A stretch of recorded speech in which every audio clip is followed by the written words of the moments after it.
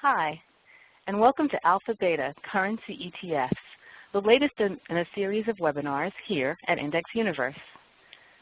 I'm Allison Jones, Director of Conferences for IndexUniverse, and I'll be your host for today's webinar. I'm pleased to be joined on the call today by Tony Davidow, Managing Director of Guggenheim Investments, and Eric Beagles-Eason, Director of Research for Windhaven Investment Management, both of whom have agreed to share their insights on currency investing with us today. We'll also be joined today by two of our own experts, Dave Nottig, Director of Research for IndexUniverse, and Hugo Ebuniki, ETF Analyst. This is the latest in our monthly series of webinars called the Alpha Beta Series. For these webinars, we aim to provide complete 360-degree analysis of how to invest in different asset classes using ETFs. The format today is very straightforward.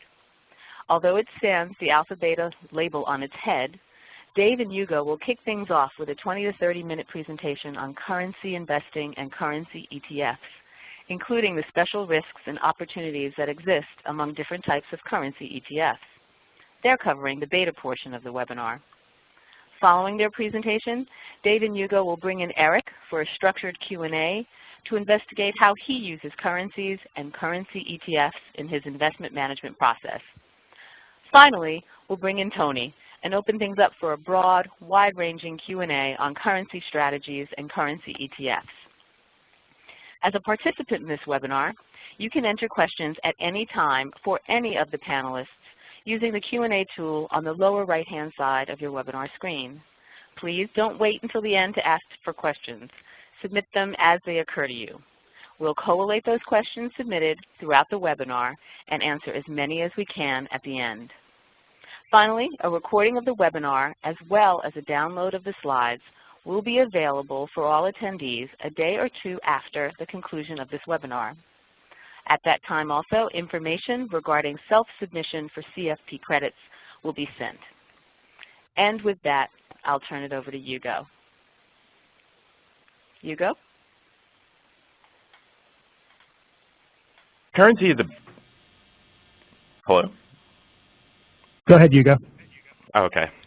Thank you, Allison. Now, currency is a big deal. Currency movements impact every single investor, and whether you're aggressively punting the euro against the yen or just buying EFA in your equity portfolio, your returns will significantly be influenced by the movement in underlying currencies. Now, what Dave and I plan to do here today is to walk through how that happens exactly, and we'll talk about the basic mechanics of currency ETF investing, discuss why exposure to currencies makes sense for many investors, and review what you should know about currency ETFs before investing in them. The modern currency market is huge. Its roots trace back to the dismantling of the Bretton Woods system of monetary management in the late 60s and early 70s when countries began to float their currencies against each other instead of pegging them to the dollar at a fixed rate. Now today, more than $4 trillion changes hands in the FX market every day. For you currency investors out there, that's 2.89 trillion euros or 311 trillion yen. Despite the massive size of this market, until recently it's been impossible for most investors to access currency as an asset class. Now years ago, one had to open a separate account to engage in currency transactions, and it required minimum amounts to trade. Today, however, you can purchase direct exposure to the euro in your Fidelity account with less than $100. So why would you want to have exposure to currencies? Now, there are many investors that question those answers, and they range from trading to hedging long-term allocations. The most obvious and intuitive reason, however, is quite simple, and that's speculative betting on individual currencies. Currencies have delivered dramatic and variable returns in recent years, and this chart here is meant to compare the performance of 5 popular currency plays, seen through the eyes of 5 different ETFs. All of these here are currency shares funds, with the exception of the Wisdom Tree Brazilian Fund. Now, as you can see, over the course of the past 3 years, the returns of currency funds have differed wildly, ranging from a net negative return for the euro to a startling 60% return for the Australian dollar, and a not-so-shabby 51% return for the Brazilian real. Now, the reasons for those returns vary, of course. Interest rates, fiscal policy, and government stability all play a role in determining the value of a currency relative to other currencies. But anytime you have this sort of dramatic and recently positive movement, you can be sure that speculative investor interest will be piqued, and it has been. Some investors have recently taken a more tactical approach, buying a basket of currency products to capitalize on or play a theme in the market. Now, in this slide, we have commodities, for instance. The rush into commodity assets has been driven in part by recent concerns about the dollar. Many investors have taken the direct approach and piled into commodities like oil and gold, but others have broadened out and responded by piling into the currencies of commodity-producing nations. The general idea is that these countries will benefit from rising commodity prices and that strength will be reflected in their currencies. Now, it's an idea pioneered by retail investors such as Axel Merck, whose hard currency mutual fund has been around since 2005 and has more than $600 million in assets under management. This chart compares the returns of an ETF version of that strategy, the Wisdom Tree Dreyfus Commodity Currency Fund, against both the billion-based Spider Gold Fund and the equity-backed Market Vectors Junior Gold Miners ETF. As you can see year to date, the Commodity Currency Fund has done a way better job of keeping pace with gold than its equity counterpart, although it's trailed the shiny metal itself. Still, it's held steady, and in this environment, that's an enviable return. Others use basket currency funds to execute plays on the dollar. The most popular of these, of course, is being the 200-day moving average strategy used by PowerShares US Dollar Index Bullish Fund, UUP, and the PowerShares US Dollar Index Bearish Fund, UDN. Traders have used these funds seeking to execute technical-based strategies and have found these funds both useful in tracking the popular US dollar index. Now, later in the presentation, we'll discuss some of the issues behind the index itself. Finally, while we're certainly not advocating any particular strategy as a market-beating winner, we'd be remiss in talking about currencies without talking about some of the more traditional ways alpha seekers have used currencies. One of the most popular of these is the carry trade. Now, the essentials of the carry trade are actually quite simple. You would borrow low-yielding currencies and invest in higher-yielding ones. The idea behind the carry trade is to exploit the trend that currencies associated with the relatively high interest rates on average tend to rise in value relative to currencies associated with relatively low interest rates, as investors' dollars move towards countries with higher rates of return. There are two ETFs that actually implement the carry trade, the IPATH Optimized Currency Carry ETN, ICI, and the PowerShares Deutsche Bank G10 Currency Harvest Fund. Over the past 3 years, both funds have performed quite differently, with a period of strong outperformance for DBV against ICI. The two indices use different strategies for selecting and weighting currencies for determining how they gain exposure to the carry. A detailed discussion of the differences is really beyond the purview of this presentation, but we can get into it in the Q&A if anybody has any questions about it. Suffice to say that the choice of which carry strategy you buy has a significant impact on your returns. And despite what some currency traders may tell you, there's definitely no sure thing.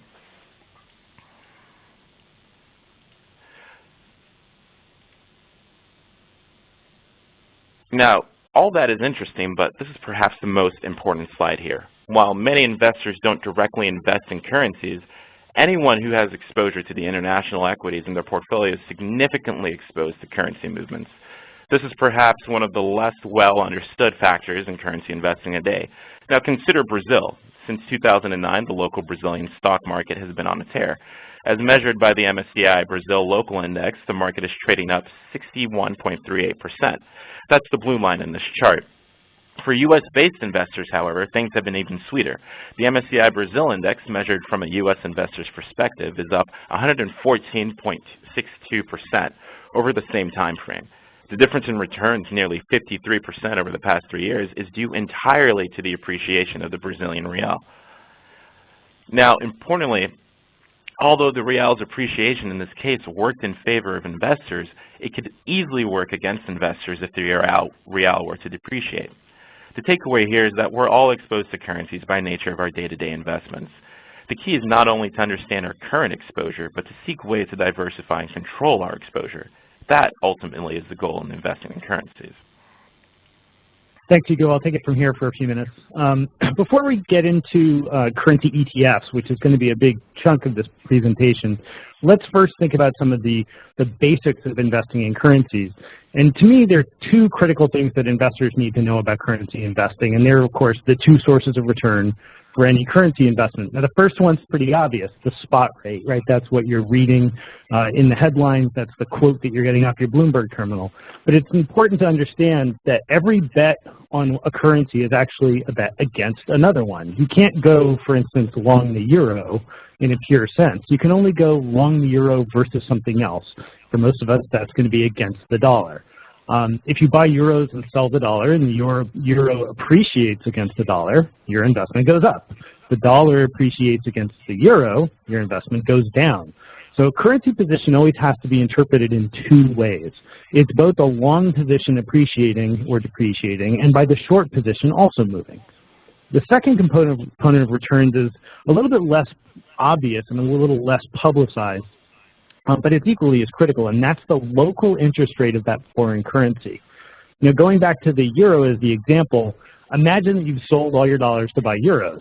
As an investor seeking to hold those euros for some period of time, you have to do something with them. Now, you could simply literally stick them in a mattress, but that's not a particularly smart investment strategy for anybody.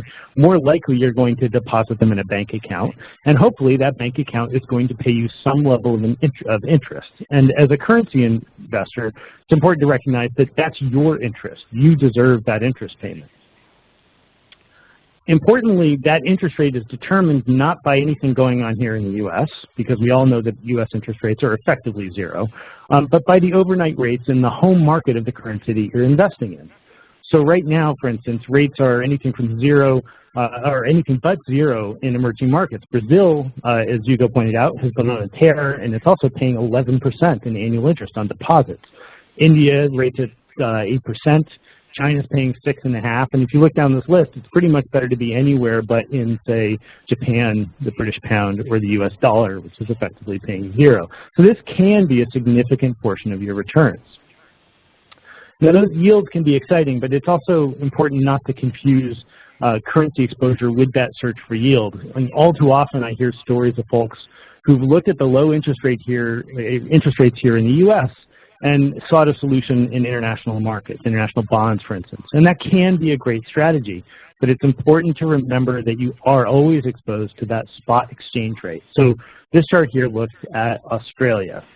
Now, the Currency Shares Australia Dollar Fund, FXA, currently pays out an interest rate of about 4%, which is not bad considering that sort of interest rate environment is nothing like the U.S. However, by the end of the first quarter of 2011, those gains were completely wiped out when the Aussie dollar went on a depreciation tear relative to the greenback. So afterwards, the Australian dollar did rally back, but the point still remains. Yield is only a portion of your returns, and it's not a sure thing because the spot rate can turn against you and wipe out any amount of yield.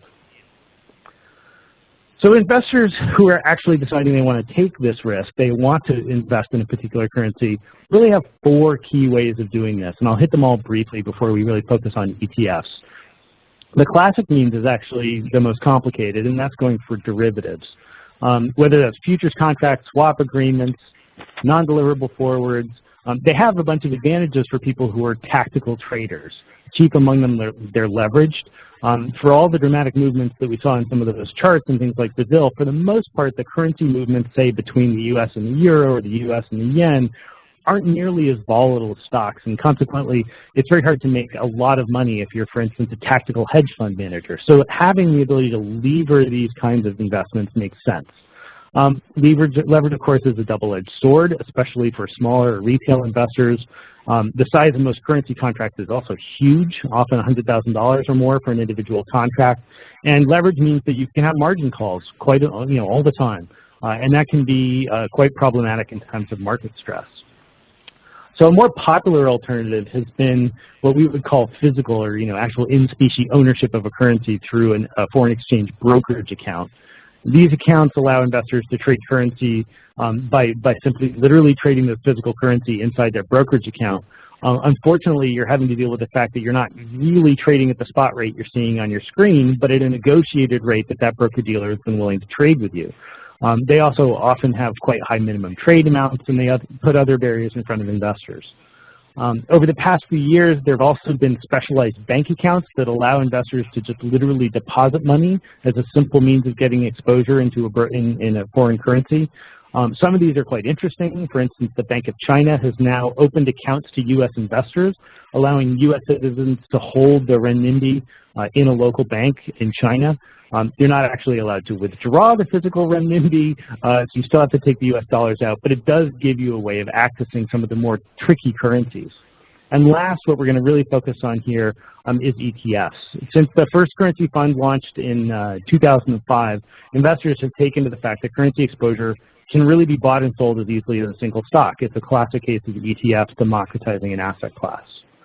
In fact, there are now 35 currency funds in the ETF space with about $4.5 billion in assets. There are 21 single currency funds, 6 basket funds, a whole slew of leverage and inverse funds.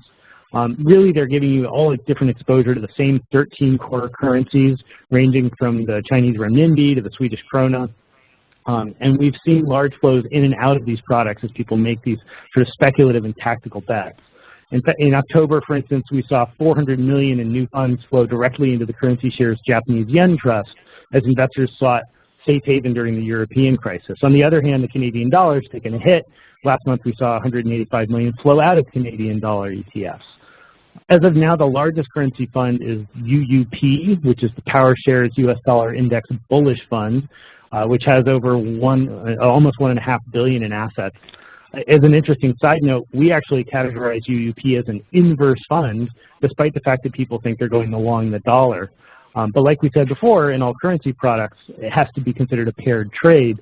As a U.S. investor, you're always long the dollar because you already have dollars sitting in your bank account. To get longer the dollar, you actually need to short something else. In this case, you go short the basket of currencies that make up the U.S. dollar index: euro, yen, Canadian dollar, etc. Hugo, I'll kick it back to you for a few. All right, thanks, Dave. Well, for now, let's start to dig into the nitty-gritty and get to the true beta analysis among single currency ETFs, and that's how do you choose the one that's right for you? So starting off, I have to cite David Abner, who is the author of the ETF Handbook, and he made a great observation in saying that structure is going to be the new battleground where products compete with similar exposures. And this is so true when you come to the currency ETF space. Structural decisions drive the major differences that you'll see in the tax, the counterparty issues, the tracking, and basically the flat-out returns of these different ETFs. And it's critical to evaluate these differences before investing in one fund or another. Now, there are currently 4 unique types of structures within the currency ETF space that are truly worth discussing. And that's first off, you have the open-ended fund, the Grantor Trusts, ETNs, and limited partnerships. Now, it's worth digging in here because really this is the core decision that you have to make as an investor. So one of the first currency fund structures to come out was really the ETN, and it was for good reason, right? It was simple. Governed under the 1933 Act, currency ETNs are essentially structured notes that simply promise to pay out an amount based on the value of the currency relative to the dollar, plus some other form of daily accruing interest that Dave mentioned earlier. Now, they're effectively promises from a bank, right? As a bank, I'm saying I will give you the return of the yen or the euro or the Chinese renminbi at a future date with interest embedded. Now, issuers such as Van Eck or Barclays and PowerShares have utilized the ETN for single currencies as well as certain basket strategies. ETNs have many advantages in the currency space, including that they can provide access to areas of the market that are incredibly difficult to access in those traditional fund structures. However, as with all ETNs, the element of counterparty risk is a lingering shadow and is one of the reasons today that investors have maintained such a distance. For any ETN, the entire value of the note is dependent really on the creditworthiness of the underlying bank. And counterparty risk, I should mention, is really not only unique to the ETN structure in the currency market, but it's still nonetheless real. Now, the Grantor Trust structure is one of the forms that made headlines really when it came out. It was championed by the folks at Ridex, now Guggenheim, and it was the first Grantor Trust currency ETF that provided investors with a new way to access the spot exchange rates without really using derivatives. Now, like ETNs, Grantor Trusts are governed under the 1933 Act as well. However, they are not debt notes. Rather, the funds hold the physical currency in a foreign bank account, typically by JP Morgan, and the deposit earns a local interest rate, which accrues daily and is paid out monthly. Now, it is for all intents and purposes an equitized shared bank account. And despite the physical holding nature of the products, there is still an element of counterparty risk. Because the fund's deposits aren't insured by any financial authority like the FDIC, investors are theoretically exposed to the counterparty risk of the depository bank. And historically, banks have been less willing to default on depository obligations than debt obligations. Nonetheless, in a worst-case scenario, the counterparty risk still exists and is something to think about. More recently, we've seen the launch of currency products structured as open-ended funds. This is a structure used mostly by WisdomTree for all their currency offerings.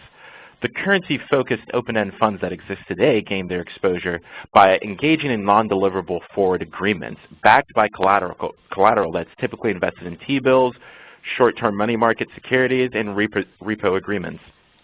Now, it's important to note that there's an element of active management with these funds as well, and that the fund manager has the discretion of choosing the length of the non-deliverable forward contracts as far out as 9 months. Now, this has benefited WisdomTree in some cases, particularly with surprise movements in the Chinese renminbi. But of course, it could go the other way as well. Unfortunately, these funds are not immune to counterparty risk. Although it's smaller than it is for ETNs, as with any other over-the-counter derivatives contract, these funds are subject to losing the profit or losses from the non-deliverable forward agreement contracts should the counterparty become insolvent. Income distribution from these funds is paid on an annual basis. Now, the best aspect of the open-ended fund comes down to taxes, which we'll discuss later in greater content.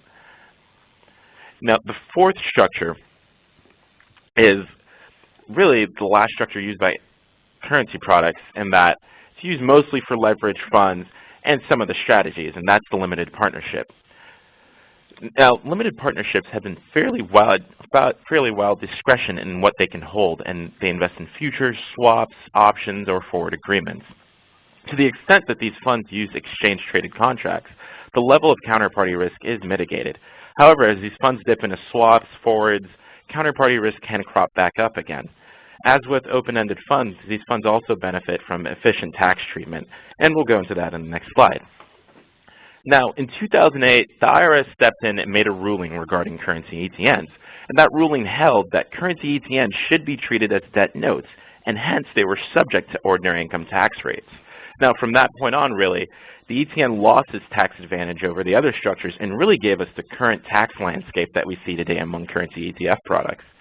Unfortunately, as of the ruling, the ETF is one of the most tax efficient of all the structures. The sale of the security is taxed at ordinary income tax rates, and any distributions investors receive that are once again embedded into the notes can be taxed at ordinary income rates as well. The most unfortunate aspect is that you can be taxed on income distribution that you do not physically receive. Now, in the case of the Grantor Trusts, ordinary income rates do apply to the sale, and any distributions investors receive from the fund can be taxed at ordinary income rates as well. Now, the one benefit here is that investors actually receive the physical distributions on a monthly basis if applicable to the currency that you're investing in.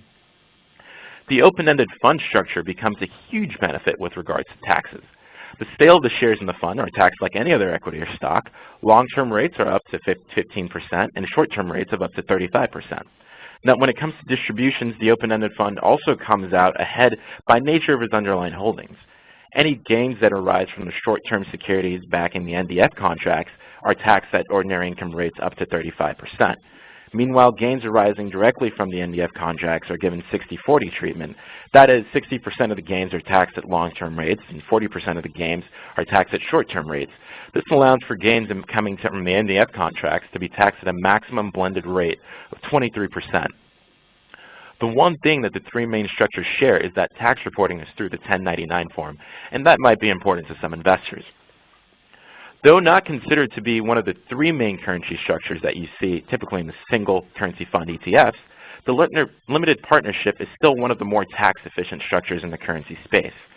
Due to the nature of its derivative holdings, limited partnerships receive 60-40 treatment on sales of shares, giving them a maximum blended rate of 23%. Also, any distributions that arise due to derivative holdings within the limited partnerships receive 60-40 treatment, as well as giving them a maximum blended rate of 23%. Now, investors should be mindful, though. Limited partnerships are marked to market at the end of the year, and investors are liable to pay taxes on those gains. As a side note, these funds also issue K-1s as opposed to 1099s. Again, not a big deal, but something to keep in mind come tax time. Dave? Thanks, Hugo.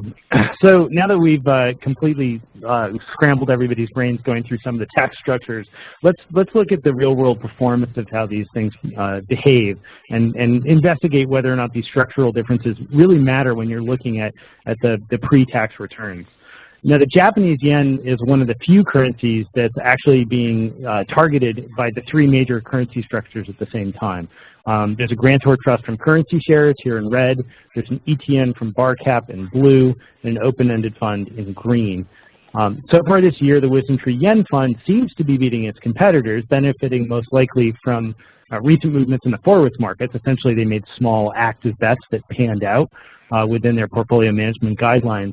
However, earlier in 2011, there were times when the IPAT ETN and currency shares funds showed better performance, likely due to the fact that they didn't have to roll over into new forward agreements, a kind of tax that the other products do have to pay. So it's not surprising to see that those funds also track extremely tightly. The ETN is effectively guaranteeing perfect tracking against its benchmark, and the currency shares product is blissfully simple, simply holding yen deposits at JP Morgan. It's rather difficult to mistrack with a structure like that. Ultimately, in this case, the choice really does come down to the structure and tax and counterparty risk issues, and there's not a built-in advantage one versus the other. You do get a slightly different picture in other currencies, however, if you look at, for instance, the Chinese renminbi. There are currently 3 renminbi funds, a Market Vectors ETN CNY, and a WisdomTree Dreyfus Chinese Yuan Fund CYB. And then there's a third currency shares product, which we'll talk about a little bit later, but it's been around for such a short time and you can't really do any analysis on it yet. The first thing you'll notice here in looking at CYB and CNY is that they've had a very hard time tracking the actual mainland renminbi spot price. So that's that line in green that looks like the one we'd all want that's up 10% over this period. That's because China, for the most part, has kept this market closed off to foreigners. These products have had to settle for using forwards to gain exposure to currency price movements. In the summer of 2010, the Chinese government announced that the renminbi would switch from a relatively fixed exchange rate to one that floated based on a market supply and demand against a reference basket of other currencies. Not a true float, but certainly an improvement from the situation it had been. Now, this loosening of the currency market sent the renminbi on a relative tear for the renminbi, which had traditionally not moved at all. And you can see that the two products were able to track this quite differently. Because CYB was in longer-term NDF contracts, it benefited from this sudden rally in the spot market. CNY, however, tracked an index that was only following 3-month forward contracts, and it faced a little bit of contango, and that sapped some of its returns. Recently, in their efforts to build the renminbi as a real reserve currency, a real world currency, the Chinese allowed for the renminbi to be traded to a certain extent freely in Hong Kong. And the newest currency shares fund that I was talking about, FXCH, holds physical renminbi, but it holds them in Hong Kong outside of mainland China. The market is now referred to as the CNH market because spot prices of renminbi trade differently than they do in mainland China. Though we can't see the actual performance of the fund because it's basically brand new, we can see the year-to-date performance of these Hong Kong renminbi versus the mainland ones. And as you can see, it's underperformed the mainland renminbi slightly over the course of a year. Now, investors looking at FXCH may rejoice that you can now at least hold the physical renminbi, but you do need to understand that the market's subject to really the whims of the capital markets in Hong Kong. This is why you saw that steep drop-off in September as investors made a flight to quality away from all traded equity products, and they sold out of CNH in the interim. The point here isn't that Hong Kong traded renminbi is good or bad. It's simply that it's more volatile and more subject to investor sentiment. That could be a great thing, for instance, if you were a buyer this last September trying to ride this wave back up, or it could be a bad thing. Thanks, Dave. Now, before we wrap up our presentation and bring in our panelists, we'd like to take a minute to talk about currency basket funds. Basket products have been incredibly popular with investors, and this table looks at 4 of the most popular funds. The first one we have is UUP, which we mentioned earlier, the PowerShares Deutsche Bank US Dollar Index Bullish Fund, UDN, which is its sister fund, the Bearish Dollar Index Fund, and then you have CCX, the WisdomTree Commodity Currency Fund, and CEW, the WisdomTree Emerging Currency Fund. Now, as you can see, weighting schemes differ across the board here. The 2 themed commodity and emerging funds from WisdomTree opt for a more equal-weighted strategy as they seek to capture the theme behind the currencies while remaining apathetic to choosing one currency over the other. Now, the popular U.S. dollar index funds, however, are worth calling out here because for their massive exposure in the euro at nearly 60%. With more than $1.6 billion in assets under management, it's worth digging into these funds quite a bit and the index that they track. Now, we all know the U.S. dollar index, but I don't think many people understand the history behind the index. And that is, it was constructed after the dismantling of the Bretton Woods system, and it was designed to track the most currencies that traded freely outside of their local markets at the time. And after it was set in the early 70s, the index didn't really change much until 1999 when the euro came into being. Now, the formation of the euro actually forced a massive consolidation in the basket as the French franc, the Italian lira, the German Deutschmark, and other currencies came to occupy nearly 60% of the makeup of the basket. As we enter 2012, the index could be accused of really just being dated. The influence of major trading partners such as China are left out completely. Now, say what you will about the Chinese and currency manipulation, but it's still a major market.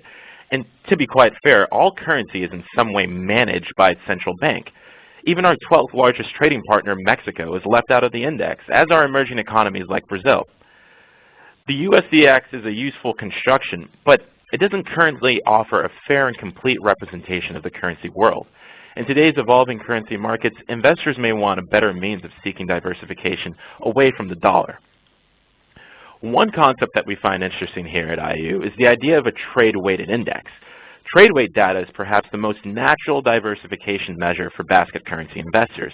Now, just as a plain vanilla equity index would be market cap weighted, a true currency index for U.S. investors would be based on trade data between the U.S. and other countries. The Federal Reserve actually publishes a USDX trade-weighted index version based on the weights in the chart that you see here. Unfortunately, no securities have been developed around the index, and quite frankly, it's about time they come into being. The inclusion of countries like China, Mexico, Brazil bring much-needed diversification to investors that would otherwise have sought in themed currency funds. Now, one obvious reservation would surround the float of various currencies and the ability to involve those in the basket, and difficulties investors might have in accessing those currencies.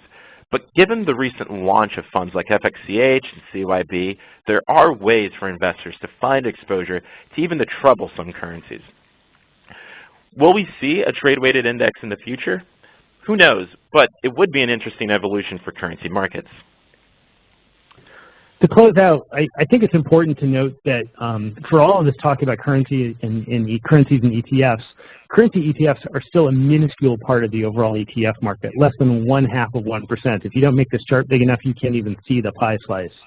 So for a market that's actually the single largest, most liquid capital market in the world, you know, we opened up saying $4 trillion a day. The fact that there's 0.5% in a quite useful structure in the ETFs means that we're really here in early innings in currency ETFs.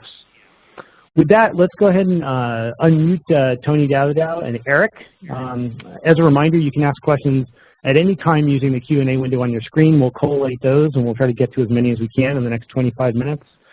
Also, around this time, we almost always get asked whether or not the slides or a replay are going to be available. The answer is yes to both. They'll be at IndexUniverse.com within a day or two of this presentation. So, Eric, you know, we didn't do a traditional alpha section on this, partially because we wanted to just sort of get into some of the nuance with you and the work that you're doing at Windhaven. Can you maybe just get us started by talking about how Windhaven approaches currencies and how you use them in sort of your overall strategic portfolio? Yeah, absolutely, Dave. And I just want to thank you all and everyone for listening in. Just a little primer on Windhaven. We're an RIA wholly owned by the Charles Schwab Corporation. We separately managed accounts, over 22,000 of them, with $8 billion in assets under management, and we utilize exclusively ETFs to implement global asset allocation strategies.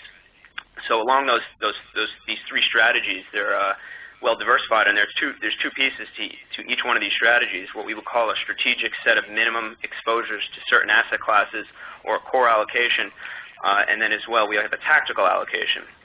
And so how do currencies fit into both of those?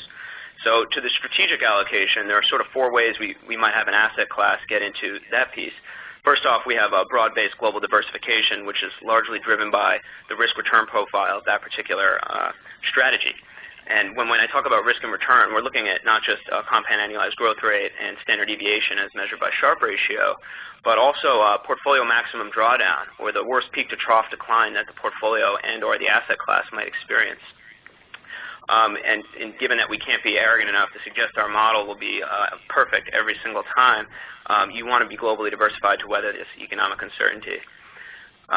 There are certain times where certain asset classes outperform. In times of economic prosperity, equities will do well. In times of a deflationary event, fixed income, high-quality sovereign debt will outperform. In times of inflation or stagflation or perhaps geopolitical uncertainty, hard assets and gold might perform well. And during periods of credit contraction, cash and or certain currencies might perform quite well. Another way an asset class might make its way into our strategic allocation could be from exogenous event protection, not a true black swan, which if we talk about is no longer a black swan, but a known unknown, some non-zero probability event that we can think about in advance of it occurring, and something that we could perhaps add to the portfolio that would weather that. Maybe it would increase in value when everything else is losing value. And finally, perhaps we have a long-term capital market expectation, which some might call tactical, but might be a multi-year sort of thesis that we might have, or an undervalued asset of sorts on some sort of valuation basis. And an example of that that we did that was a currency, in fact, was the Japanese yen. Back in early 2007, we saw the Japanese yen trading at about 110 to the dollar, and a full yen carry trade was in effect that Dave and Hugo talked about earlier. Everybody was borrowing yen to buy up risky assets everywhere else in the world. And we saw, again, not from a modeling standpoint saying, gee, we really think the yen is about to appreciate, but we really saw that this was stretched out, quite stretched out, and that the yen was likely to not weaken any further, limited downside from our point of view, and likely only appreciation from there. So we held that throughout 07 and 08, and it would certainly help portfolios in that downturn. On the tactical side, that's a little shorter term in nature. We typically have holding periods on the order of about 4 months when we're tactically modeling. And let me talk a little bit about our modeling process and what we don't do. We don't use stochastics or probability theory. We don't use covariance or correlation matrices, and we are not modern portfolio theory based. It's our belief that these sort of approaches, which at the heart of them really rely on a Gaussian or bell curve, grossly underestimate the amount of risk on the downside, and that the tails are in fact much fatter. Therefore, we come at it from a different approach. Rather than sticking data into a graph and drawing a line through the data to do so-called regression analysis, what we're actually focused on is deriving our formula first and then testing it.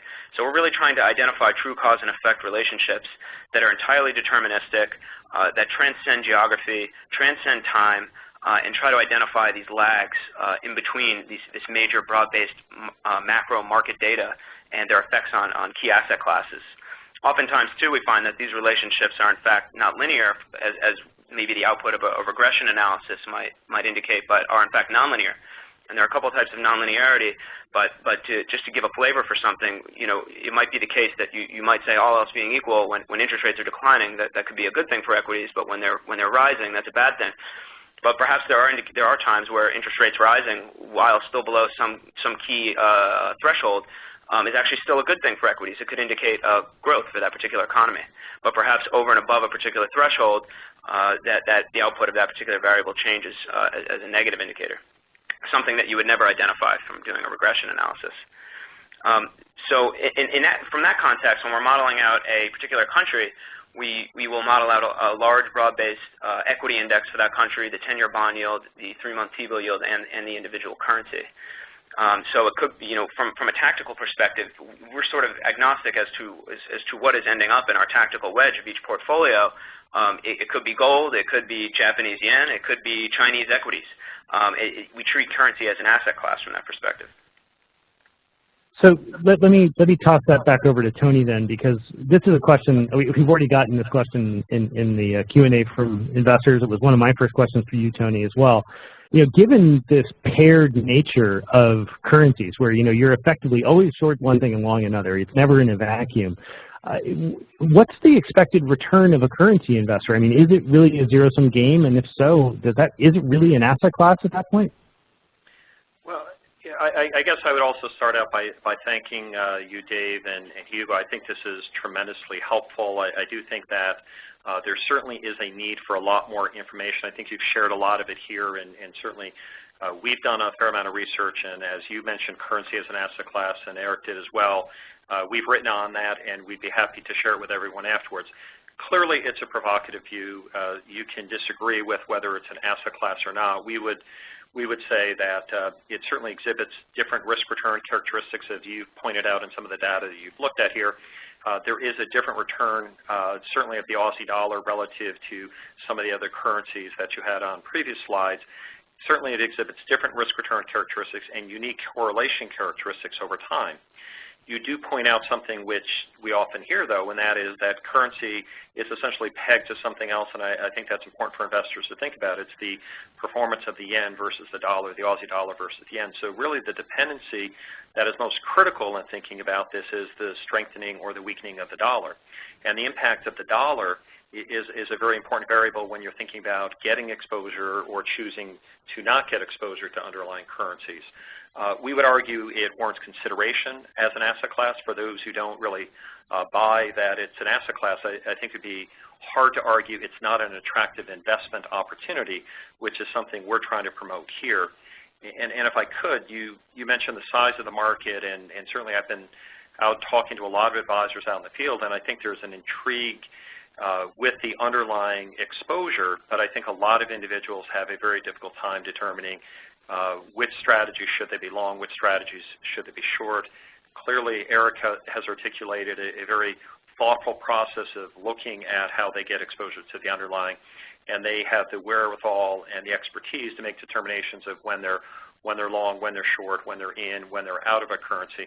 I think that's one of the challenges for the advisor community, and I applaud you again for educational information like this, because I think more and more people will start to embrace it, and then I think it starts to represent a larger piece of the asset allocation pie.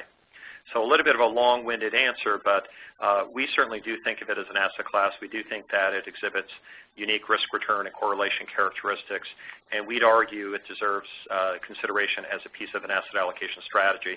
And I would say that within that, you can certainly make determinations of how much exposure across the currencies, and the diversification across currencies, I think, is equally as important as it is when you think of getting exposure to commodities or alternatives in general. You have to think of it in a diversified fashion. Sure. I mean, Eric, one thing, listening to Tony talk about that, I mean, I feel like we need to back up a little bit here. I mean, Eric, you're one of the smartest guys I know out there doing these kinds of global macro strategies where you're really looking at sort of all asset classes as being on the table. I think most investors just don't have the time, energy, or wherewithal to really do that. But they may have the time, energy, and wherewithal to have tactical opinions or strategic opinions about, for instance, say, Europe. Like, do I want to be in Europe? Do I want to be out of Europe? What's the first step in thinking about your broad international viewpoint and how that relates to currencies? I mean, when you look at somebody who comes in and says, yeah, I've got a 20% allocation to international equities, where do you start putting currency into that? Yeah, that's a great question, and I'm guessing you don't know too many people. If I'm one of the smartest people, No, I'm just kidding.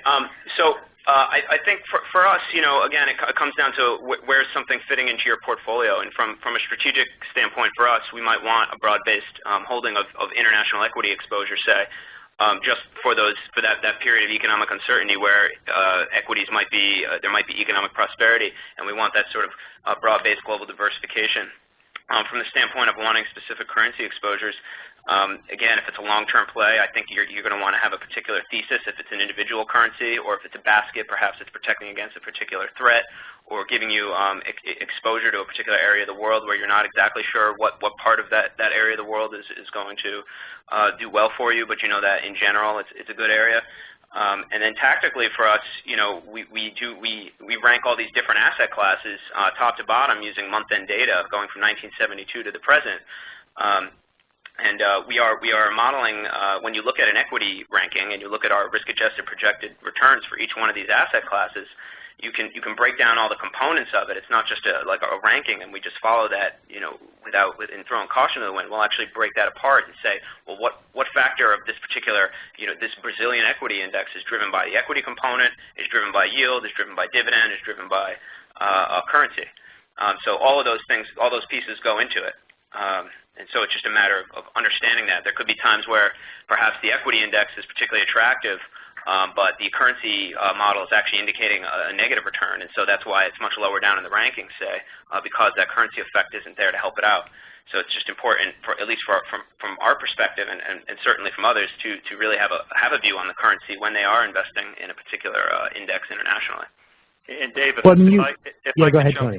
Yeah, I was going to say if I could just jump in on that, because I think one thing that you mentioned in the beginning, which is really important, and that is that I think oftentimes individuals don't believe they actually have currency exposure, where in fact they do. They're just making kind of an unintended bet. And I do think maybe it makes sense to back up, because clearly where Eric is in the sophistication spectrum is very different from a lot of the folks I would imagine on this call. And I would argue there are multiple ways of thinking about getting currency exposure, and I think what Eric has described is clearly a very thoughtful and thorough sort of analysis, but his firm also has the resources that they can spend the time in doing that. And if we think of who our clients are, we see large tactical trading firms and hedge funds who are thinking more short-term oriented, and they're in and they're out of their currencies. They're often thinking of them as pairs trades, or they're looking for fundamental signals in the market to determine which strategies to be long, which strategies to be short. Eric clearly is thinking more as a model, kind of a global TAA almost sort of approach. And then we do find more and more the average investor saying, I really know currencies are important. I'm really not equipped to make the difficult tactical calls, but if there's a fundamental belief that an economy is attractive, or there's an important area to get exposure to the market, they think there's more of a long-term investment. And I'll just point out one that I think of is Australia. I think Australia is a very economically sound country. They've got abundance of natural resources. They're a natural trading partner with China, and they're not subject to all the uncertainty that exists in Europe today. So I would look at Australia as a very attractive investment opportunity. As you point out, clearly there's risk, but I would look at Australia as a long-term investment. I would look at them as providing exposure to the underlying economy and also providing a pretty handsome yield along the way. I think other currencies like the euro tend to be more trading and short run, just because there's a lot of changing dynamics in Europe right now, and we see a lot of long interest and short interest in the euro, and a lot of the high velocity people are in that space, and they're long one day and short the next. So it's difficult to imagine everyone developing sophisticated models like Eric's firm, but it doesn't mean that people shouldn't find a way to play if they really believe there's an important investment decision here. Now, Tony, this is Hugo speaking, but touching on what you said, really, or Eric, this is also for you too, what sort of factors should investors be looking at before they make an investment in currencies, both in the short term and the long run? So, for instance, if I wanted to put on, say, a 3-month trade, what sort of factors should I be looking at there versus looking to put a trade on for the next 2 years? And do they differ that much? I think they would certainly differ, and I'm not sure there's one quick answer on what sort of the factors are. I think that the question maybe begins with what drives currency returns. Clearly, currencies are impacted by the economic stability of a country. They're impacted by inflation, deflation. They're impacted by geopolitical risk, and certainly we've had a fair amount of all of those things to think about over time. Again, if you're comfortable making short-run, rapid decisions, you're going to look at the relative attractiveness of an individual currency relative to something else, and you're going to make a short-run decision. But I think if your mindset is short-run, you're looking at what those signals should be in the future. So if you're, the Swiss franc was a perfect example where we benefited from a lot of people who had fundamental concerns of what was going on in Europe. They sought out the Swiss franc as a safe haven currency. They were in the Swiss franc, but when the Swiss government announced that they were going to intervene and peg their currency to the euro, that was a clear signal that they needed to get out of it. You might have thought of it when you entered into it as a long-term decision, but the fundamentals change and you needed to respond accordingly. And Eric, I know you use those examples as well. Yeah, those are great points. I think in the shorter term, we're going to, and I would recommend investors look at things from not just an economic and fundamental standpoint, but also behaviorally, since it can be quite behavioral. And I think looking at things as Tony mentioned, like inflation or the real rates and the first derivative of the change in real rates for the foreign currency with respect to the U.S. dollar are going to be important things to look at. Also, the change with respect to gold for certain currencies, as we actually view gold as an alternate currency, actually, as opposed to a hard asset. Although maybe we don't want to go down the gold path right now. I think looking at capital flows between the U.S. and the particular foreign currency is another important data point across a variety of time scales. And then finally, coming up with your own metric on what you might consider to be, when you might consider that particular currency to be overbought or oversold. And there's a variety of methods for examining currencies from that perspective. In the longer term, I think, again, as I've said before, you're going to want to look for regions of the world where you think, for us, I would think where you expect capital to flow to, maybe where the growth will be. Historically, we've liked Asian sort of locally denominated, currencies. That particular area of the world seems like it's, with the China growth story and the surrounding economies relying on China for growth, as well as the rest of the world for that matter, that seems to be an attractive region. So we made some noise about how the natural movement, certainly of the major industrialized currencies, is often fairly anemic, right? It's not the 100% run-ups in Brazil and things like that are definitely the outliers in the currency market. So I have sort of a double-edged question for you, and part of this comes from the audience, and part of this just comes from me being mean-spirited. The first is, and this is for Eric. So how much do you look at things like the expense ratio of the ETFs and the trading costs associated with them, given that you're not necessarily looking for below-the-lights-out performance? And maybe you've given us some great examples that make you look really smart. Give me an example of how this has gone wrong for you. Like how badly can you mistime something like this? We've never mistimed it. No, I'm just kidding. Yeah, I'll give you an example of something that didn't necessarily pan out the way we expected. Several years ago, we had an interesting play on getting involved in sort of a basket of pegged currencies to the U.S. dollar. So this was a product where we felt like, and this was pre-crisis, 2008 crisis, where we felt as though these currencies were pegged to the U.S. dollar, and with inflation rising in many of these economies around the world, and yet inheriting monetary policy from the United States, through the pegged nature of their currencies, that they were likely to be forced to depeg or repeg from that dollar peg. And so the thought was, you just kind of hold this, and perhaps at some point they'll unpeg. Well, that didn't actually happen.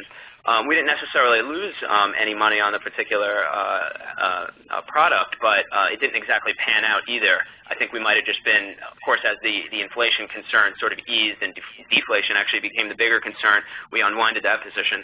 But I think that thesis could still be out there in the future for those particular countries. And the other part of that question was how much you pay attention to trading costs, spreads, expenses in the currency, when you're looking at currency ETFs versus looking at, you said you're all ETFs, but you have other products available. That's right. Yeah, that's right. We look at the ETFs, the ETNs, the whole product suite out there, as you covered pretty comprehensively. In terms of expense ratio, it's obviously incredibly important. I think if it's going to be a tactical hold and shorter term in nature, it becomes less important to us. And what becomes more of the focal point, as you alluded to, is trading. And can we get in and out of it in the shorter term at the scale that we need to efficiently without making an impact on the market? Though it's difficult to make an impact on an underlying currency, I think, even at our size. While expenses become a much bigger concern if you're a longer term hold. Because you do still obviously need to be able to get in and out at scale, perhaps, and on a day-to-day basis. But if you're going to be holding it a long time, those higher expense ratios will just eat away at that return, and it might be worth taking a hit to get in and out of the fund if you're going to be in it for several years, even if it has a lower expense ratio. It'll pay for itself. Sure. So Tony, one thing. Go ahead, Hugo. No, it's all right. You can go ahead, Dave. I'm sorry. So, Tony, I've been thinking about this, the new products that have been launched and all the focus we've got on China these days. And, I think a lot of investors are nervous about buying into the hype on China because they worry about the fact that, this isn't really a capitalist country, and they worry not only about manipulation in the equity markets and state-owned businesses, but they do worry about sort of the direct manipulation and the direct impact on the currency. I mean, should investors be, hyper aware of that? I mean, is this like being an investor in agriculture and you have to pay attention to the weather? If you're an investor in currency, do you need to really be keeping your eye on the ball for currency manipulation, or is that sort of an oversold idea? I think it might be a little bit oversold. I don't want to suggest that China is like the U.S. markets or even the European markets, and certainly I think the comments about manipulation are warranted. Clearly, the Chinese government has tried to maintain an artificially low currency because it allows them to be more competitive on the world stage. I don't think there's any doubt about that. I think people sometimes lose sight of the fact, though, that the currency has in fact appreciated over time. I think there's a Wall Street Journal article today suggesting the currency's up 7.7% since June of last year. So it is appreciating over time. I would also argue there was a lot of internal and external pressures. I think we're all aware of the inflationary concerns in China, and certainly the U.S. government and the European leaders providing a lot of pressure on the Chinese government to allow that currency to appreciate. So, we don't believe that all of a sudden the spigot is opened. We do believe that the currency is appreciating a bit more over time. There's some IMF data that we've looked at and some other research that suggests that the currency could be as much as 20 to 40% undervalued. We think that's a huge opportunity. We don't think that all of a sudden tomorrow they become a free world as we're accustomed to here, but we do think the pressures they're receiving internally and externally will force them to allow it to appreciate a bit over time. And then I think the one big issue that we can't lose sight of is China has made it clear they want to become a global reserve currency. If they're going to become a global reserve currency, meaning that other currencies will be pegged to them, they're going to have to be viewed as playing freely and fairly. And I think that pressure will force them to allow their currency to appreciate and find its equilibrium value over time. Again, I'm not suggesting it's tomorrow, and I'm not suggesting there isn't some manipulation going on, but we would say that, the factors kind of outweigh, the opportunity outweighs the impact there. Super. So we have a couple of questions from the audience before we wrap up. I wanted to make sure we hit. A lot of them have to do with things like structure and taxation. And so Eric, let me hit you up for a couple of quick ones. We had a lot of questions about counterparty risk, ETNs in particular. Do you guys take counterparty risk, and do you have any particular rules? Like, do you not invest in ETNs? Do you sort of ambivalent in either case? That's a great question. I mean, from our viewpoint, we will always prefer to invest in an ETF if possible. Preferably 40 Act where it's truly ring fenced, but 33 Act okay as well. We prefer not to have counterparty exposure, whether it be through the ETN or through an ETF holding futures or through an ETF holding non-deliverable forwards. It is most ideal to hold physical currency that's ring-fenced, 40 Act style, earning a yield. Now, that's a panacea, and so all of those features don't necessarily exist, but you can get a lot of them with products that are out there, so that's great. Now, in the case that a particular asset class exposure, a particular currency is not available in the ETF format or in the physical currency format, say, we're open to alternative methods, albeit they're not ideal or as ideal as the physical, to gain that exposure. And if that means holding futures or NDFs or ETNs, then so be it, so long as we understand what the counterparty risk is. And does that change at all if you look for, I don't know to the extent you actually do this, but if somebody's looking at their tax-deferred account, their retirement account money, is there a difference in how you're thinking about the exposure? Not typically. Not typically. We won't segregate by tax law. If okay. That's the question, is between the non-taxable and taxable accounts, will we use different products to take advantage of that was my question. Not typically, no. We'll usually pick the product on a number of merits. And I mean, we will consider tax certainly, but it's certainly lower down on the list. And then, Tony, I think we had sort of an interesting question that we don't get asked a lot, and so I'm curious about this, which is from the issuer's perspective, right? The currency market is this tiny slice of the ETF market. What are the unique challenges of actually building products in this market? I mean, are there hurdles that you guys need to overcome in currency that are, Guggenheim wouldn't have as many problems with if you were just launching another equity fund? Is that part of the fact that there hasn't been such the product diversity we see elsewhere? I would say for us, we have a real conviction that our currency share structure is very unique. We own the individual currencies. We keep it in a segregated bank account, and that has, in fact, been one of the impediments in getting into some of the markets. So our belief is if you want to have a pure play exposure, you should own the underlying currency. If we can't do that, it has been a little bit of an impediment in getting into some of the markets. And in fact, when we started offering these strategies in 2005, 2006, you couldn't own the renminbi outside of China. Therefore, we didn't offer the strategy. When it became available to do so, that's when we offered the strategy. So there are some limitations. There are some markets that it's very difficult to do that, and we haven't quite got there yet. But maybe just to pick up on your first point, the Forex market is a $4 trillion market. The overall size of the ETF market or the ETP market is still relatively small. So our belief is there's certainly plenty of room to grow as far as offering additional currencies, as well as I think the audience using currencies we think will expand pretty significantly over time. And we certainly have plans to expand the number of offerings and the way that we package those solutions. And we view it as a growth business. So we're very excited about it. Now, Tony, following up with that question, why do you think none of the issuers really have touched on a trade-weighted sort of methodology, be it for commodity currencies or for the U.S. dollar index? Why is that taking so long to come out? I'm sure that other firms are looking at it. We're looking at a number of different ways of getting the exposure. I think maybe the two comments are somewhat related in the sense that the market is relatively small. I think that there is a big educational hurdle. So again, I applaud you for doing something like this. I think we spend an awful lot of time educating advisors on usage. I think the pie grows exponentially over time as people get more and more comfortable with how to use currencies in their portfolio. That begs for more multi-currency solutions and more basket-type strategies that allow investors to kind of own currencies in different shape and form over time. So my guess would be that there will be a lot of evolution over the coming years, and we're certainly planning to be an active participant in that. Great. Super. Sounds great. Unfortunately, I think that's us running out of time. I see we've ticked over to 3:01 already. Thank you guys very much for joining us here on this webinar today. Thank you all. Thank you. As a reminder to people attending, the replay and the slides will be available in the next few days at IndexUniverse.com.